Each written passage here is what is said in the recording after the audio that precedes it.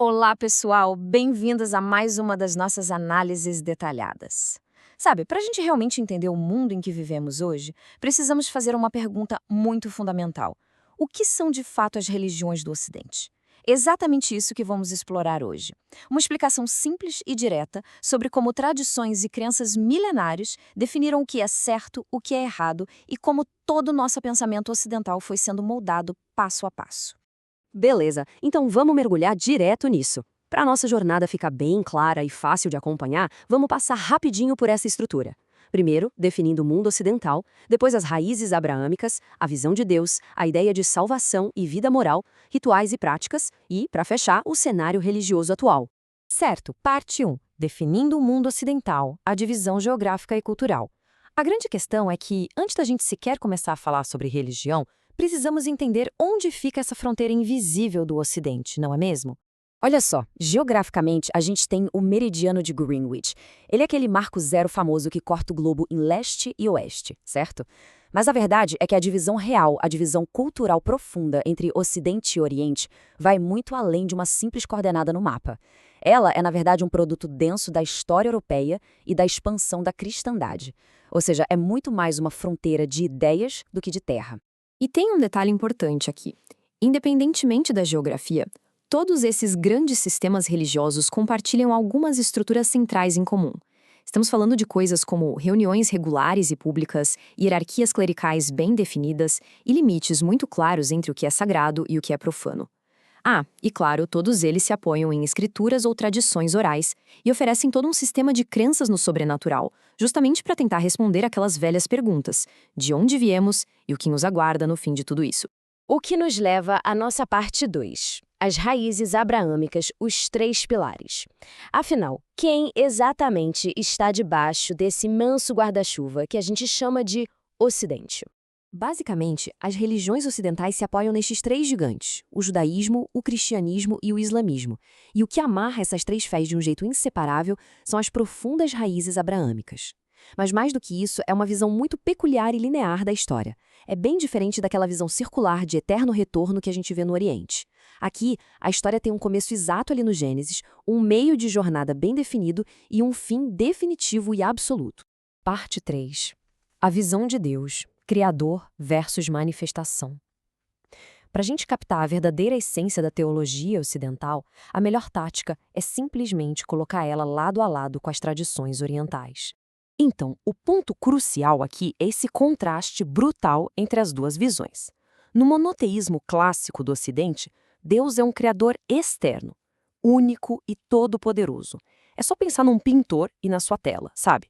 O pintor faz a arte, mas ele definitivamente não é a tela. Já do outro lado, na visão oriental do panteísmo ou politeísmo, o divino está presente em absolutamente tudo. É uma força que permeia a natureza inteira. Nessa visão, o divino não é só o pintor, ele é a própria tinta e a própria tela ao mesmo tempo. Pensa na figura clássica de um oleiro moldando o barro. Isso é perfeito para ilustrar a ideia ocidental de um deus artesão que está totalmente separada da sua criação. Em contrapartida, a tradição oriental mostra mais uma fusão cósmica. A luz, a natureza e nós, seres humanos, formamos juntos uma única e imensa manifestação do que é sagrado. E olha, por causa dessa diferença gigantesca na visão de Deus, o próprio conceito de humanidade também muda completamente. Na teologia ocidental, existe um abismo intransponível entre o Criador e a criatura. Tentar se igualar a Deus, isso é literalmente visto como o pecado supremo. Já no pensamento oriental, a história é bem outra. A busca incansável do ser humano é justamente tentar se unir com o divino através da iluminação. Entramos na parte 4, salvação e vida moral, o caminho a seguir. Como será que esses conceitos totalmente diferentes de Deus ditam o que é viver uma vida boa e o que acontece depois da morte? Isso ilustra de forma brilhante a divisão entre essas duas visões de mundo. De um lado, a expectativa ocidental projeta um grande e definitivo julgamento final, onde as ações em vida determinam o céu ou a punição. Do outro, temos a mentalidade oriental, focada na ideia de que a alma viaja por várias vidas, com um único grande objetivo: conseguir escapar desse eterno ciclo de reencarnação. Repara só, a salvação ocidental depende quase inteiramente de Deus julgar ou redimir os pecados humanos, sem essa de segundas chances ou de voltar em outra vida.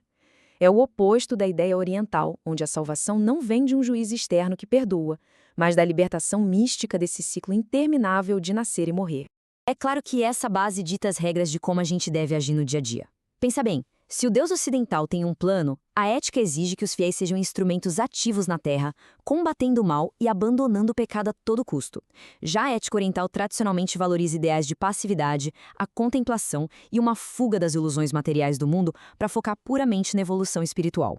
Chegamos à parte 5, rituais e práticas, expressando a fé. Porque toda essa teologia complexa precisa de uma aplicação prática, né? Como a fé ganha vida no mundo real? É muito interessante ver como o crente ocidental foca em orar, pregar e adorar ativamente uma entidade superior que está lá fora. É um clamor externo. Enquanto isso, o praticante oriental mergulha num processo de meditação profunda e imobilidade. É uma busca pelo divino voltada para dentro, disciplinando a própria mente. Parte 6. O cenário religioso atual, demografia e geopolítica.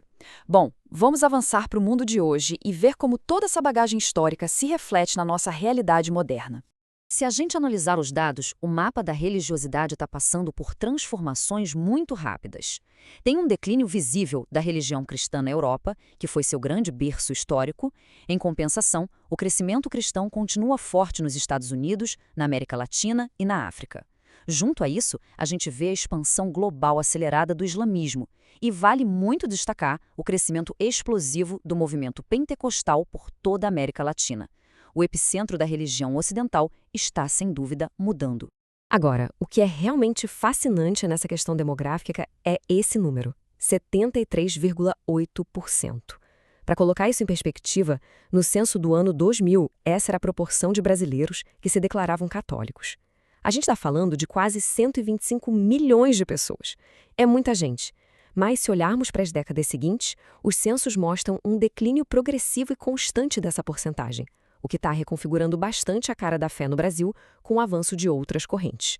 E saindo um pouco das igrejas, a análise atual destaca um ponto geopolítico super importante. De acordo com os analistas, com o fim da Guerra Fria e do comunismo no Ocidente, surgiu uma necessidade de se encontrar novos antagonismos. Nesse cenário moderno, as religiões assumiram frequentemente o papel de verdadeiras bandeiras ideológicas.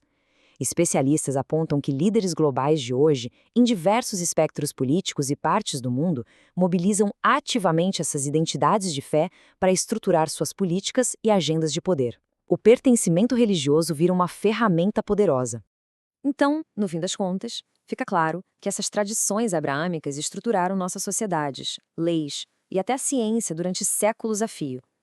A grande pergunta que fica no ar é, diante da modernidade e dessas disputas globais de poder que a gente acabou de ver, como essas profundas raízes religiosas vão continuar moldando a identidade política e cultural do nosso mundo? É uma provocação e tanto para a gente refletir, não acham? Muito obrigado por acompanhar essa nossa explicação e até a próxima!